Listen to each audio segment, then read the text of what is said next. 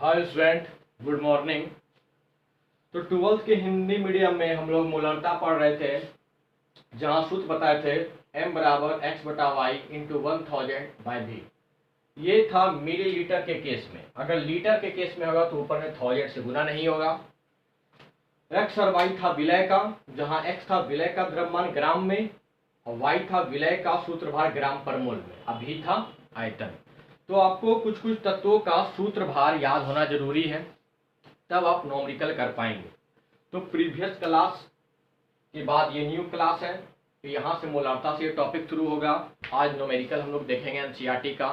और कुछ कुछ स्टूडेंट कमेंट बॉक्स पे लिखे थे कि सर पीपीएम का नॉमरिकल, तो पीपीएम का नॉमरिकल एनसीईआरटी बुक में है, आज उसको भी कराएंगे। तो यहाँ तक उतार लेंगे जल्दी से।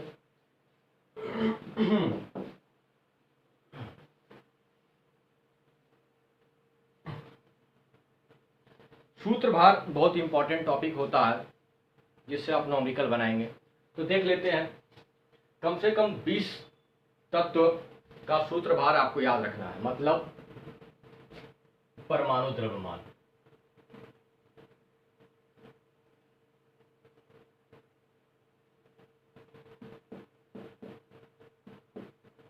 परमाणु संख्या और परमाणु द्रव्यमान, जिसको हम उसी से बनेगा सूत्र, तो बन जाएगा सूत्रभार।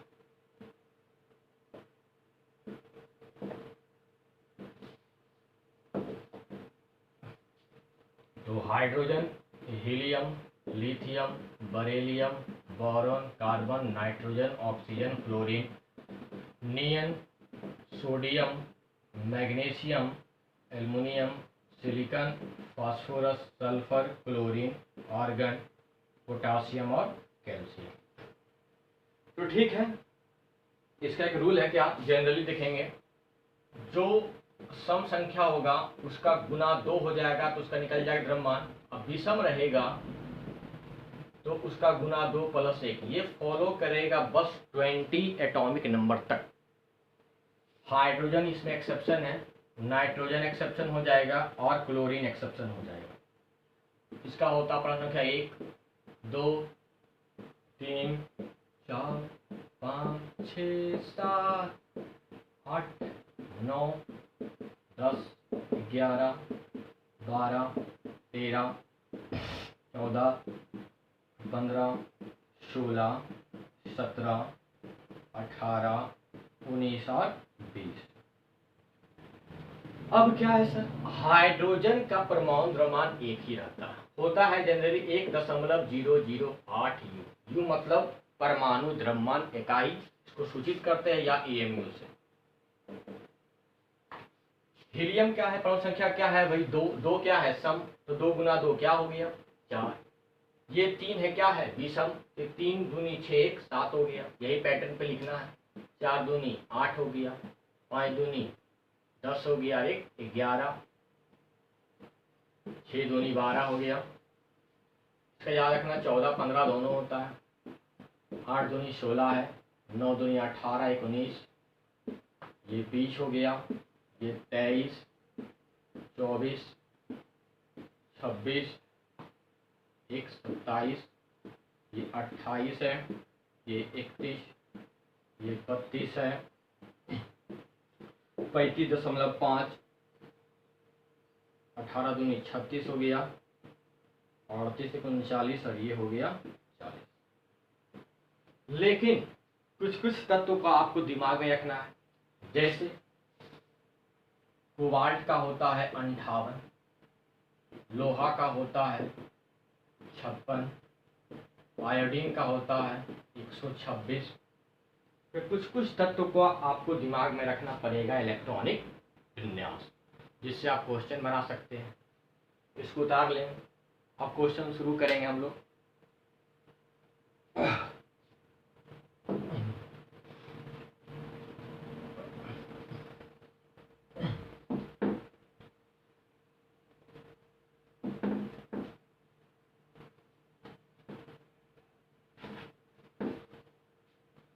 तो एक चीज बताइए, फॉर्मूला जो होता है भाई, घनत्व बराबर क्या होता है? घनत्व को डी से घनत्व बराबर क्या होता है?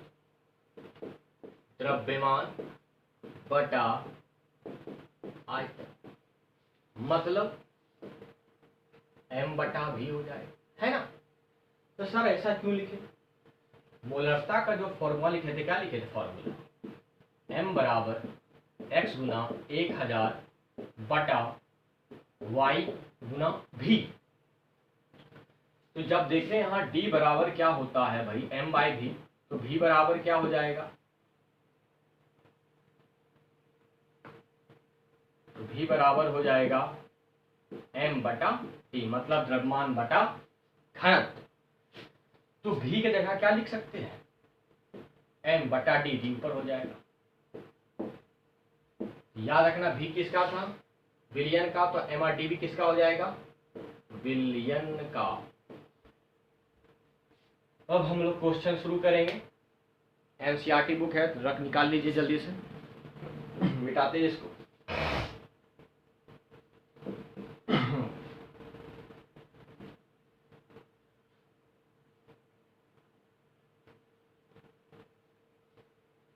तो सबसे पहले बुक का एक क्वेश्चन है, पेज नंबर 35 का,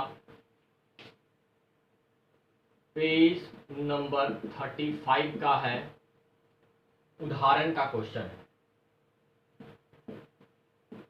उदाहरण 2.2 का क्वेश्चन लिख देते हैं। क्या है? उस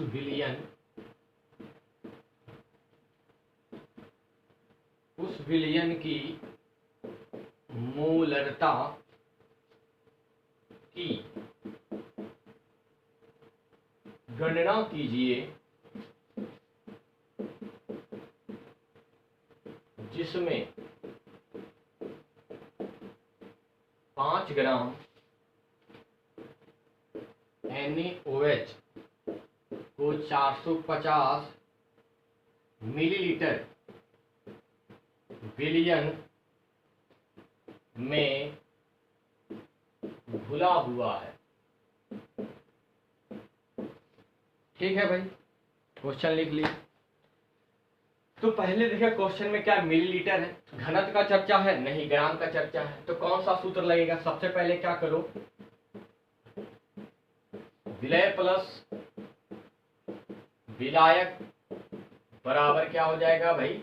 विलयन। तो विलय क्या है? NaOH कितना दिया है? 5 ग्राम।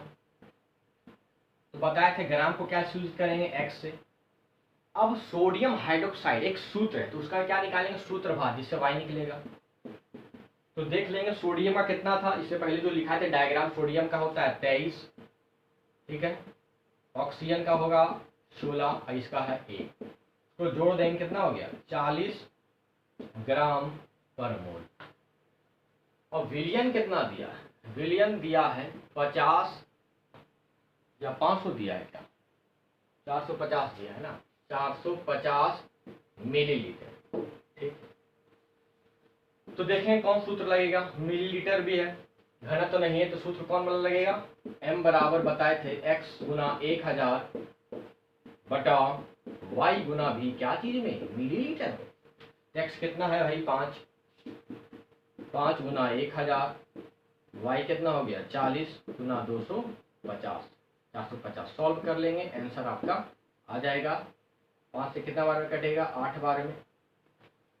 हटा लेंगे इसको, 100 बटा 8 गुना 45। सॉल्व करेंगे, आपका आंसर आ जाएगा। उतार लेंगे जल्दी से इसको।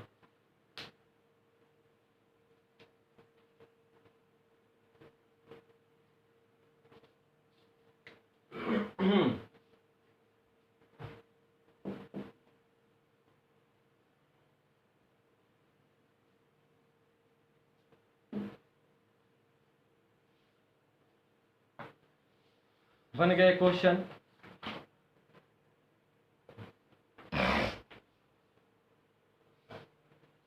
एक क्वेश्चन आप देखेंगे, एनसीईआरटी का ही है,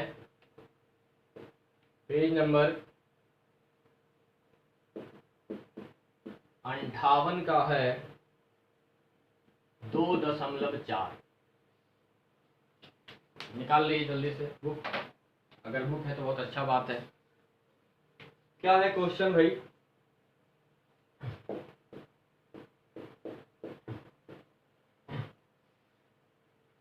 प्रयोगशाला कार्य के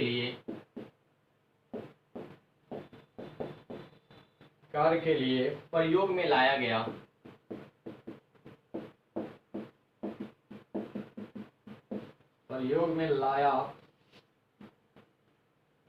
जाने वाला सांद्र नाइट्रिक अम्ल, सूत्र होता है HNO3। ये अम्ल की रानी है, अम्ल का राजा होता है सल्फ्यूरिक अम्ल। नाइट्रिक अम्ल द्रव्यमान की दृष्टि से HNO3 68% जलीय विलयन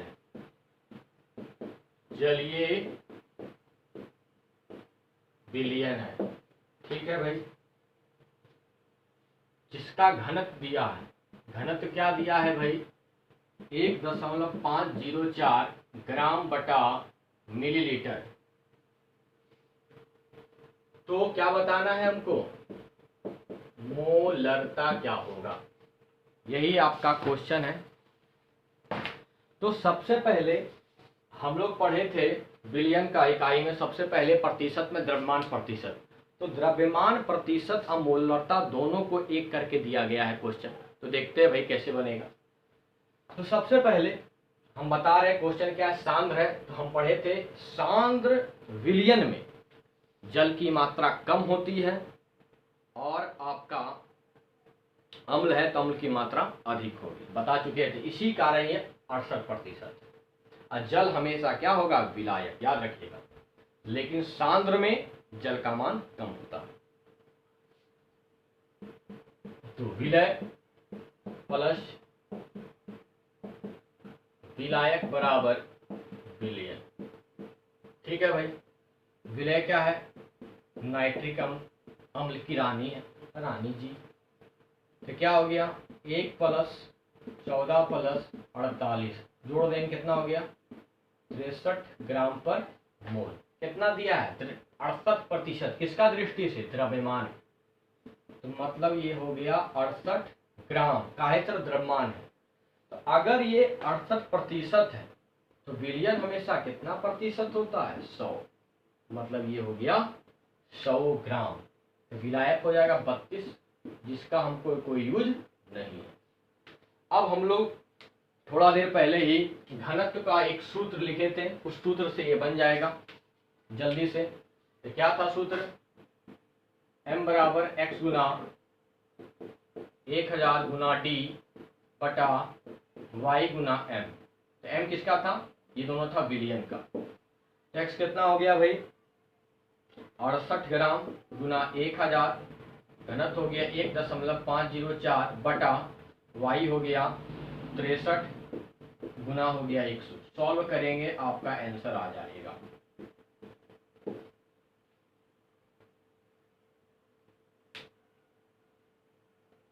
तो एक पीपीएम का क्वेश्चन देखेंगे, जो बहुत लोग स्टूडेंट ने पूछा सर पीपीएम का नॉमरिकल नहीं है। नॉमरिकल है एनसीईआरटी में, उसको सॉल्व कराएंगे, उसको उतार लेंगे जल्दी से।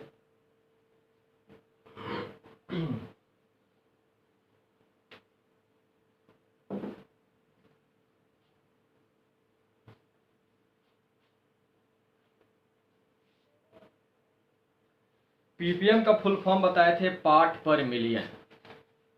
तो के क्वेश्चन है एनसीईआरटी बुक में, पेज नंबर है 59 का 2.9।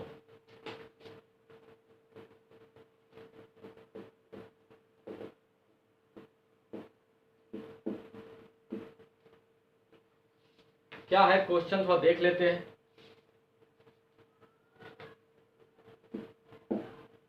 क्या है? एक पेयजल मतलब पीने वाला जल, एक पेयजल का नमूना क्या है? क्लोरोफॉर्म CH3, जिसका यूपी का नेम होता है ट्राइक्लोरोमीथेन। इसका यूज होता है, देखते हो, किडनैपिंग में, और बहुत सारा यूज होता है ड्रग्स बनाने में, जिसको नींद का गोली कहते हैं, बनाने में दवाई वाई। क्लोरोफॉर्म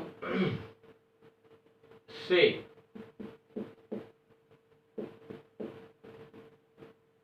कैंसर जन्य समझने या समझे जाने की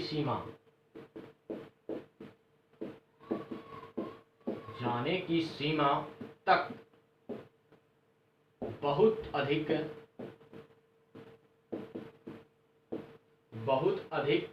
संदूषित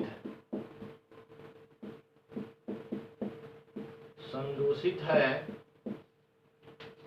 इसमें संदूषक की सीमा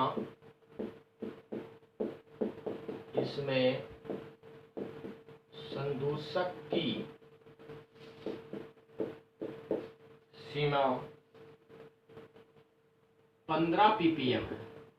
15 ppm है। किसका दृष्टि से? द्रव्यमान का दृष्टि से। तो इसमें दो क्वेश्चन, नंबर 1 और नंबर 2। क्या है? पहला, इसे द्रव्यमान प्रतिशत में व्यक्त करें। इसे द्रव्यमान प्रतिशत में व्यक्त करना है। दूसरा क्या है भाई? जल के नमूने में क्लोरोफॉर्म की मोललता ज्ञात करना है। जल के नमूने में CH3 की मोललता ज्ञात करें। तो मोललता भी नहीं पढ़ा है तो कम से कम ये क्वेश्चन को करेंगे। क्वेश्चन उतार लेंगे जल्दी से आप लोग।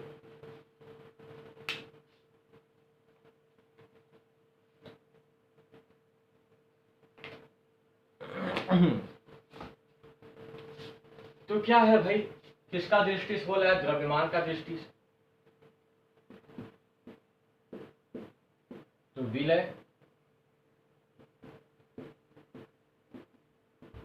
विलायक बराबर विलयन।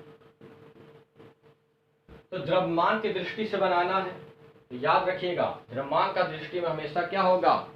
प्रतिशत है तो गुना क्या होगा? 100। तो विलय दे दिया है 15